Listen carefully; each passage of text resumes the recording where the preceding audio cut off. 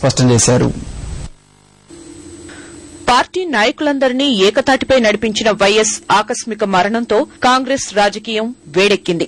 YS తనయుడు జగన్ను CM చేయాలని మెజారిటీ ఎమ్మెల్యేలు, ఎంపీలు అభిప్రాయపడుతున్నా ఈ వాదంతో విభేదిస్తున్న నేతలు ఎవరి ప్రయత్నాల్లో వారున్నారు.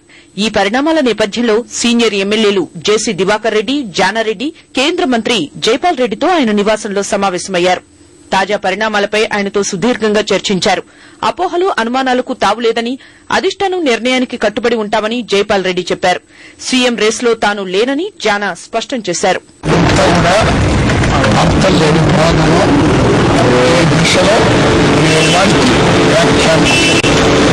జానారెడ్డి గారు, జేసీ దివాకర్ రెడ్డి గారు కూడా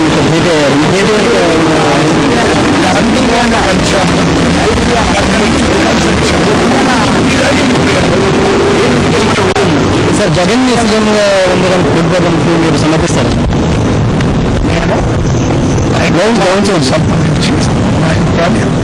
ఏదైనా ఆలోచన చేసినా, నిర్ణయం చేసినా, ఆదేశించినా హైకమాండ్ మాత్రమే శిరోధార్యం. నాలాంటి వాడికి అటువంటి ఆశలు లేక రేసులు. జగన్ను సీఎం చేయకపోతే రాజీనామా చేస్తామంటూ వ్యాఖ్యలు చేయడం తగదని, రేసులో ఎందరున్నా అధిష్టానం నిర్ణయమే అంతిమమంటూ తనదైన శైలిలో స్పందించిన కేశవరావు ఏఐసీసీ ప్రధాన కార్యదర్శి దిగ్విజయ్ సింగ్ తో సమావేశమయ్యారు. దిగ్విజయ్ తో కేవీపీ భేటీ ముగిసిన కాసేపటికే కేశవరావు లేక్ వ్యూ అతిథి గృహానికి వచ్చారు. ఈ సమావేశానికి ఎలాంటి రాజకీయ ప్రాధాన్యం లేదని, మర్యాదపూర్వకంగానే దిగ్విజయ్ ను కలిసినట్లు కేకే చెప్పారు. విజయ్ సింగ్ జనరల్ సెక్రటరీ, నేను జనరల్ సెక్రటరీ ఈక్వల్, నేను ఒక ఇంత సివిల్ మెంబర్. సో నేను పార్టీ ఇష్యూస్ మాట్లాడతాను. So naturally we come and discuss on party affairs. Digvijay Singh ఉన్న 2 గంటల పాటు కాంగ్రెస్ నేతలు వస్తూనే ఉన్నారు. ముఖ్యమంత్రిగా ఎవరుండాలన్న దానిపై ఎవరి వాదన వారు వినిపించి వెళ్లారు. దిగ్విజయ్ మాత్రం ఈ అంశంపై మీడియాతో మాట్లాడేందుకు నిరాకరించారు. A great leader of the Congress party is no more. My condolences to the family. The excellent work that he has done will continue in Andhra Pradesh. ప్రభుత్వ చీఫ్ విప్ భట్టి విక్రమార్క, శాసనమండలి చైర్మన్ చక్రపాణి, కొందరు ఎంపీలు, ఎమ్మెల్యేలు, ఎమ్మెల్సీలు కూడా బృందాల వారీగా వచ్చి దిగ్విజయ్ ను కలిసి వెళ్లారు. అంతకుముందు దివంగత నేత వైఎస్ కు అంజలి ఘటించేందుకు గాంధీభవన్ లో పీసీసీ ఏర్పాటు చేసిన సంతాప సభలో తీవ్ర గందరగోళం చోటు చేసుకుంది. జగన్ ను ముఖ్యమంత్రిని చేయాలని కోరుతూ ఆయన మద్దతుదారులు డి శ్రీనివాస్ ప్రసంగాన్ని అడ్డుకున్నారు. వైఎస్ ఆప్తమిత్రుడు కేవీపీ వారికి సర్ది చెప్పి సభను ముగించారు. దివంగత ముఖ్యమంత్రి వైఎస్ రాజశేఖర రెడ్డికి సంతాపం తెలిపేందుకు గాంధీభవన్లో పీసీసీ ఏర్పాటు చేసిన సభలో ఆద్యంతం జగన్ మద్దతుదారుల ప్రభావం కనిపించింది. వైఎస్ ఫోటోతో ఉన్న ప్లకార్డులు తీసుకొచ్చిన కార్యకర్తలు సభ ఆరంభం నుంచి జగన్ కు మద్దతుగా నినాదాలు చేశారు. స్థానిక నేతలు, ఇతర ప్రముఖుల ప్రసంగాలు పూర్తయ్యాక పీసీసీ అధ్యకుడు డి శ్రీనివాస్ మాట్లాడారు. అనంతరం సర్వమత ప్రార్థనలు జరిగాయి. వైఎస్ స్మృతికి సంతాపంగా జాతీయ, అంతర్జాతీయ నేతల సంతాప సందేశాలు, పీసీసీ సంతాప తీర్మానాన్ని చదివారు. వైఎస్ ఆత్మశాంతి కోరుతూ 2 నిమిషాలు మౌనం పాటించిన అనంతరం డీఎస్ ప్రసంగిస్తుండగా కార్యకర్తలు అడుగడుగునా అడ్డు తగిలారు. డీఎస్ డౌన్ డౌన్ అంటూ నినాదాలు చేశారు. చేసేది లేక డీఎస్ తో పాటు జైపాల్ రెడ్డి వంటి నేతలు సభాస్థలి దిగి వెళ్లిపోయారు.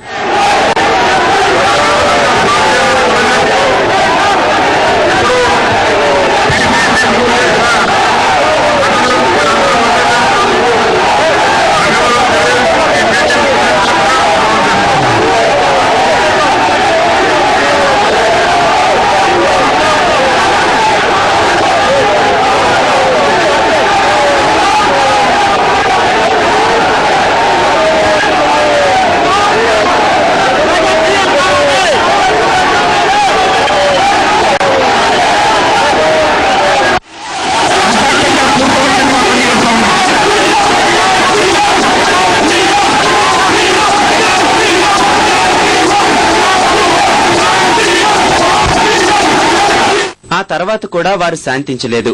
ఈ దశలో వైఎస్ ఆప్తమిత్రుడు, రాష్ట ప్రభుత్వ సలహాదారు కేవీపీ రామచంద్రరావు జోక్యం చేసుకున్నారు. ఆయన ప్రసంగాన్ని వినేందుకు కూడా కార్యకర్తలు ఆసక్తి చూపలేదు. దీంతో ఆయన దివంగత రాజశేఖర రెడ్డి ప్రతినిధిగా మాట్లాడుతున్నాను అంటూ ప్రసంగాన్ని ప్రారంభించి కార్యకర్తల్ని శాంతింపజేసేందుకు ప్రయత్నించారు.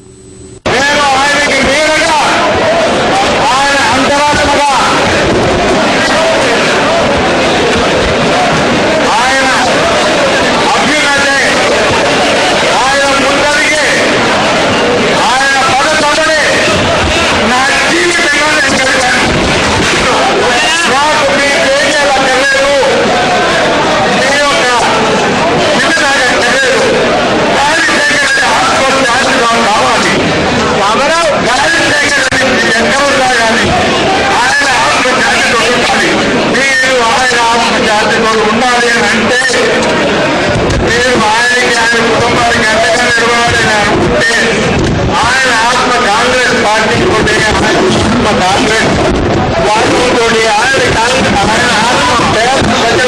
సంపర్కంలోనే ఉంటుంది. చివరికి వైఎస్ ఆత్మశాంతి కోరుతూ 2 నిమిషాలు మౌనం పాటించిన కేవీపీ సభ ముగిసినట్లు ప్రకటించారు. తర్వాత కార్యకర్తలంతా డీఎస్ డౌన్ డౌన్, జగనే సీఎం అని నినదిస్తూ ప్లకార్డులతో గాంధీభవన్ ఎదుట బైఠాయించారు.